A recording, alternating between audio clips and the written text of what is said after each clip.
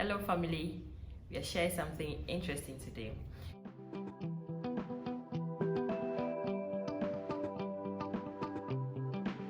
talking about children. When to start having children after marriage. Yes, after marriage. Nathan, what do you think? Yeah, so for a lot of families or young couple or freshly married people, this is a question that they struggle with because you don't know when will be the best time for you. And with the school systems right now, people are calculating when it would be best to have a child. And so we thought we would share our understanding of that and our own experience and see if that would be useful to you. Yeah, children are a gift from God, we know that, yes. But they have to come in when both parties are ready. Not just the woman or not just the man. Both parties need to be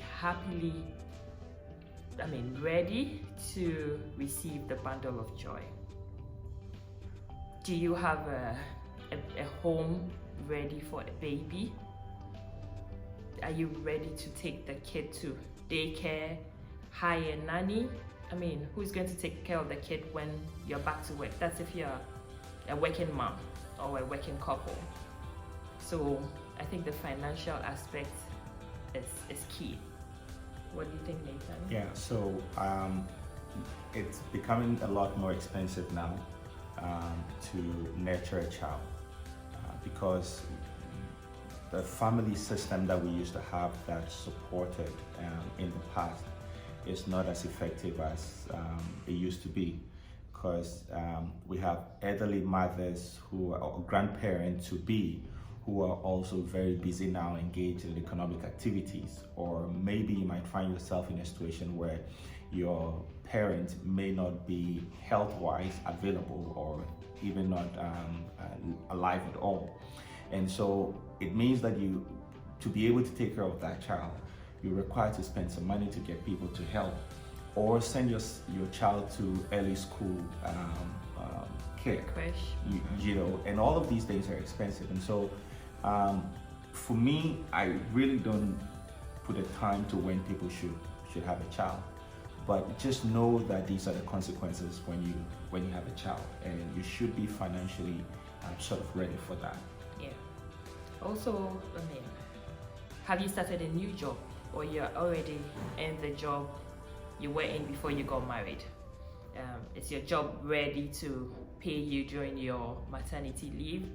Because when the baby comes, of course, it's a financial burden, so you will need more funds. And this is not the time that your employer has to kick you out of work because you are not qualified for maternity leave.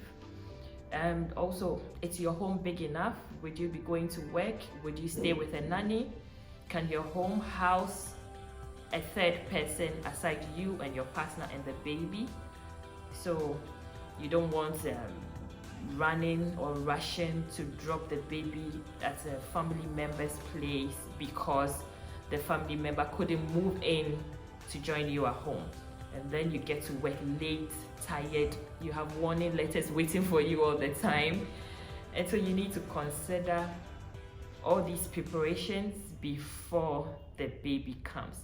As I said, the babies shouldn't come in to stress us as married couple. They should rather come in to make us happy.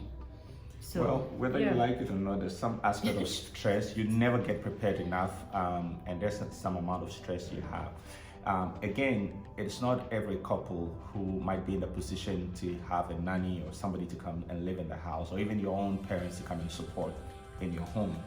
And so also the decision could be that at the early stages or the time you decide to have a child, is it possible for one to sacrifice whatever job he or she in? These are not prescriptions. These are descriptions. These are conversations you can have. Yeah. I think in our case, you decided to sacrifice your job. Yeah. After your third month of pregnancy. I think fifth month of pregnancy, to be home, and it was our first child, and so you were willing to sacrifice your job to sit at home and see you through. And so these are decisions you can also make or consider whether one of you will be in the position to sacrifice, meaning that the other one should be in the position to financially support both of you and the coming baby. If you are blessed enough to have 2 or 3 multiple babies as your first kids, that could be so stressful. But I mean, if you have all these things put in place before the babies come, you'll be fine. I mean, you'll not be 100% fine, but you can sail through nicely. I mean, people have done it with 3 children as their first kids, and they're still alive, aren't they? Yeah, but also, just bear in mind that you will not always be prepared. Sometimes our family planning goes wrong. Yeah. Especially because couple believe that they're now married, and so they are less attentive to the family planning methods they use. And some of you may go the natural way, and this is quite low on the scale of preventing pregnancy. With all that we're saying, we're not asking that if you're not financially ready in your own view, or have a big enough space, and by peradventure you're pregnant, then you have a problem. No, we're not saying that. No. All we're saying is, if as much as it depends on you, if you were to put in a plan, you have to think about your finances, your environment, and where the baby will be. But I think it's also important that we talk about the psychological and emotional readiness of both parties. I have encountered someone who got pregnant in the marriage, and she's so stressed because she was hoping to go for like a year time with the husband, have fun, and do all the things they want to do, and now she's pregnant within the very first few months of their marriage, and she is burdened under that. I don't think you need to go through that stress, because remember that the baby is a gift from God, and at any point in time that you get to have that baby, you should be happy despite the challenges and the stress that it may come with. But there's more joy. Yeah. Let me share my personal experience with Nathan. I think when we had our first child from the hospital, when we came home, I don't know, I think I went through some form of depression, maybe, because Nathan didn't take leave, and so he had to go to work immediately. I think I had a baby on Thursday, I got home on Saturday, and then on Monday he had to go to work, and I was in tears. Why? Because I just had, my mom was there to help me with the baby. I mean, she wasn't too well. His mom at that time wasn't also too well, but they were all there to support us with the baby. But for some reason, I just thought that he was the only one that could support me enough, and they weren't enough. And so on Monday, when he had to go to work, I broke down in tears because I thought I was alone. Physically, I had my mother there, but emotionally, I thought I was alone. I mean, it faded away, but I mean, that was the kind of depression I found myself in. Everybody's could come in different ways. Yours could come in a different way, but we just want to encourage you that it would just be for a phase, and you would surely overcome. People have had 5 kids and they are fine and doing so well. Yeah, and with the example she just gave, it's important that you talk to each other, because your experience towards a baby as couple will vary. As a man, when your wife sacrifices a job and she's home, you're thinking you have to make sure that you're able to sustain that. So you run to work thinking that you're doing your best for the family. But the truth is, your expression of care and love for what is happening will be different, because 1, because of gender issues, 2, also because of your upbringing and maybe your perspective towards life. And so during these periods, depressions are likely to come, disagreement and misread actions are likely to come, but just focus on the most important thing, which is the child that is coming, and how both of you will be able to raise that child up. And we're able to have this discussion with you today because we survived it. Yes, we did. If we didn't, not because we did it right, I don't think so, but somehow we found a way out through it. And so our encouragement is there is no particular time to say it's right to have a child. There's no prescription like that. Not at all. Anytime you have a child, it's a blessing, but just realize that there are challenges, there are going to be tensions between you and your spouse and even the baby. There are going to be sometimes financial stress here and there. Sometimes your environment may not be able to accommodate certain kind of people who are willing to help, i.e. your parent, especially your mother.